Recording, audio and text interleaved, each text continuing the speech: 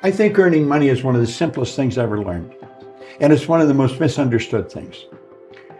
Wealthy people historically have always had multiple sources of income. They don't have one. They have many. I was cleaning floors. I thought the answer was work harder because I really wanted to earn some money. And I thought it was all important. Today, my attitude towards money has changed dramatically. But I thought the answer was get another office to clean. Well, I was working so hard, I passed out on the street. I would have been maybe 27, 28. I literally passed out on the street. I was working so hard. I came to, and there's a great big cop looking at me. I was laying there, it was scary. There was a group of people around me. I saw lights flashing, and I saw a couple of guys in uniform with a stretcher. And it was scary. I had passed out. I guess they thought I had dropped dead. I had a heck of a time getting away from it, but I did get away. They didn't take me to the hospital. I got them out of it. I got away, and I got thinking, I'm not doing this right. Working harder, working more hours is not the way. No. Yeah. In fact, Napoleon Hill wrote that in Think and Grow Rich. He said, if you are one of those people who believe that hard work and honesty alone will bring riches, perish the thought, it is not true. Riches, when they come in huge quantities, never come as a result of hard work.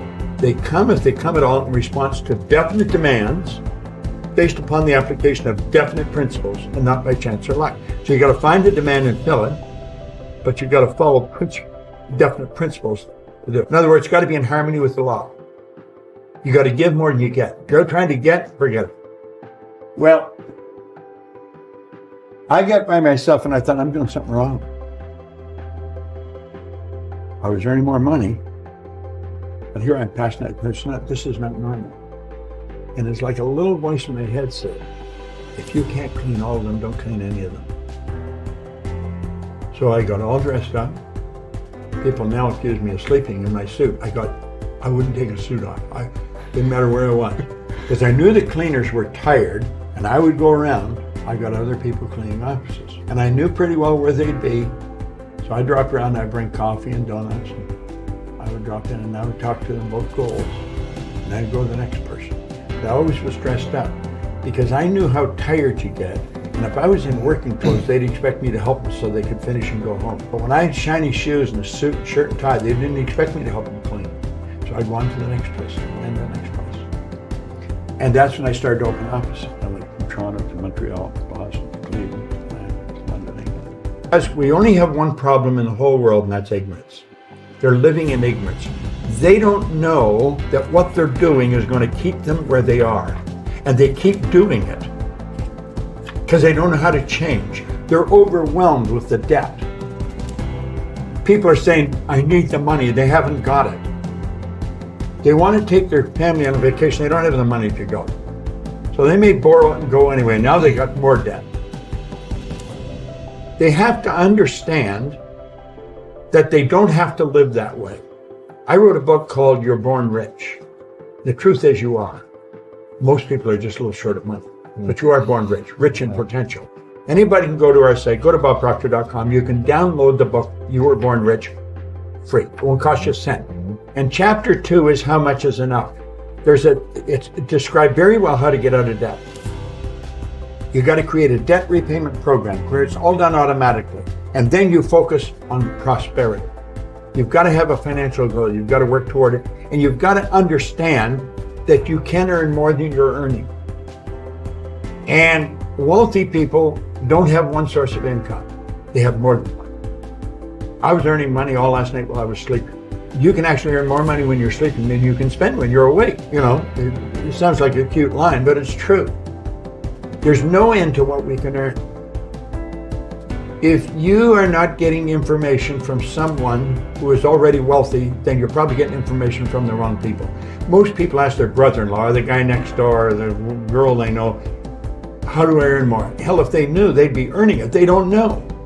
And most people talk to people that don't know. Carlyle put it very well. He said he did not believe in the collective wisdom of individual ignorance. And that's where most people are getting it from, people who don't know any more than themselves. I think you have to go. That's why these seminars are so important. People have the opportunity to go and learn. Most people won't pay to go.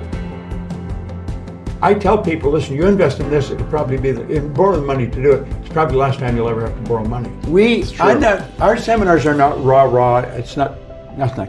Our seminars teach people about themselves. It's like when Bill Goff said, if I want to be free, I got to be me. I'm thinking, I better know who me is. I didn't know who me was. I was doing a lot of things. I was doing them right, and I was earning money, but I didn't know who I was.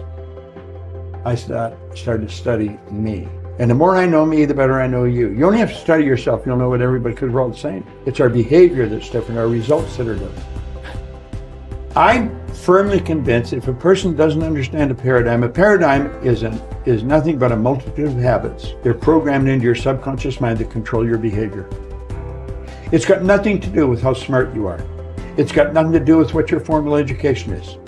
It's got nothing to do from which side of the tracks you come. It has to do with your paradigm. The paradigm is a program in your subconscious mind. It's both genetic and environmental. It's controlling your behavior. Everyone that can hear my voice knows how to do better than they're doing. And they may wonder, why don't I do it? It's because you're programmed to do what you're doing. And until you change the program, nothing's going to change. Paradigm has to be changed. Share 3 key habits for people that if they want to continue to grow every day, be more prosperous, be more abundant, happier, joyful, healthier in their life.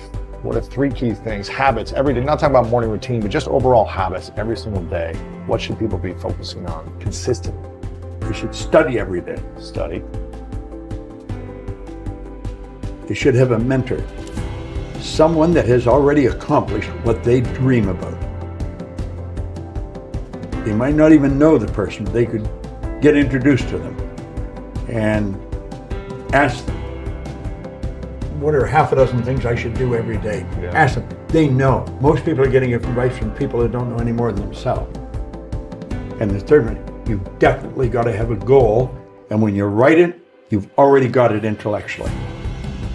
So you operate intellectually, emotionally, and physically.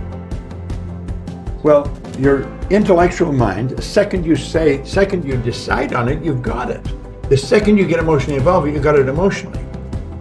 You've got it intellectually, you've got it emotionally. It's only a period of time till you got it physically. But the have comes in a period of time. When a woman gets pregnant with a child, it takes 280 days.